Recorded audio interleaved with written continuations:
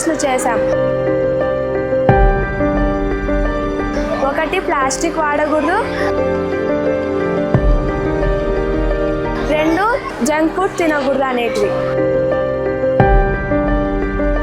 మేడంకి మనం ప్రామిస్ చేసినట్టు మనం సహకరించాలి. మేడం కూడా మన ఆరోగ్యం గురించి ఆలోచించే కదా మేడం ప్రోగ్రామ్ని స్టార్ట్ చేసినారు. కాబట్టి మనం కూడా సహకారం చేయాలని కోరుకుంటున్నాను.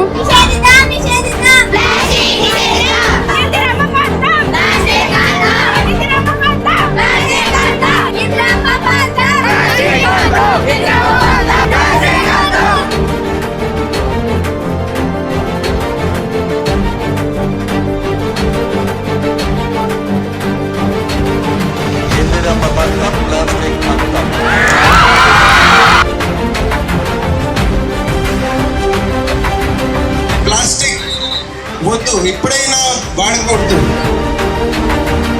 పొలిటీషియన్ మినిస్టర్ కోసం ఇది ఈజీ డెసిషన్ కాదు, కానీ ఇది కరెక్ట్ డెసిషన్.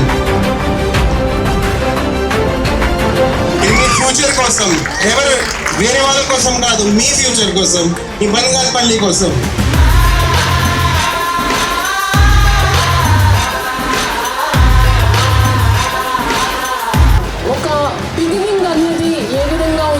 అన్నది ఈ విధంగా చూడడం చాలా సంతోషం అనిపిస్తుంది. ఎన్నో కార్యక్రమాలు చూశాను, కానీ ఈ కార్యక్రమం అనేది చాలా ప్రత్యేకత.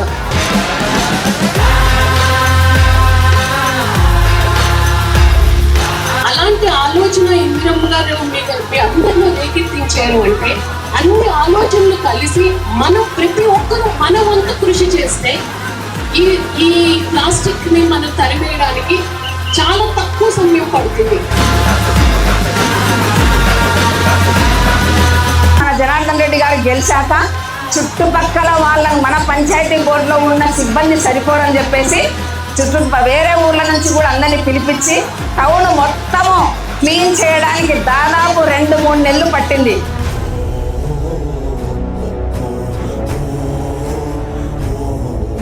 ఇదేం విచిత్రం, వర్షాలు పడకపోతే ఒక సమస్య, వర్షాలు పడితే కూడా సమస్యేనా? దీనికి ఎవరో కారణం కాదు, మనమే. మా టీచర్ చెప్పారు, ప్లాస్టిక్ కవర్లు కాల్వలో వేయడం వల్ల కాల్వలు మొత్తం చెత్తతో నిండిపోయి కొంచెం వర్షానికే కాల్వలోని నీరంతా బయటికి వచ్చేస్తుంది. దీనికి కారణం ఎవరో కాదు, మనమే. ఈ సమస్యకు పరిష్కారం కూడా మన చేతుల్లోనే ఉంది.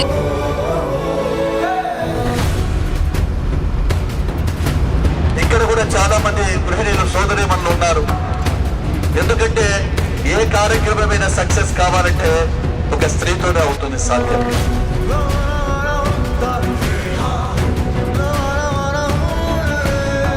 స్త్రీతోనే ఎందుకు అవుతుందంటే మీలో పట్టుదల ఉంది.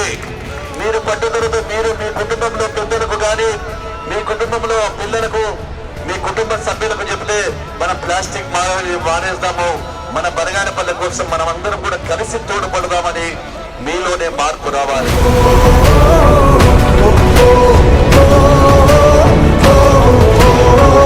ఎవరు ఆరోగ్యంగా బతకాలంటే ప్లాస్టిక్ రకములు కూడా చేయాలి. దీని వలన మన ఆరోగ్యంతో కాపాడుకుంటాం, అదేవిధంగా మన పరిసర ప్రాంతాలను బాగు చేసుకుంటాం, అదేవిధంగా మన గ్రామాన్ని కానీ మనమందరం కూడా పరిశుభ్రంగా ఉంచుకోవడానికి అవకాశం వస్తుంది.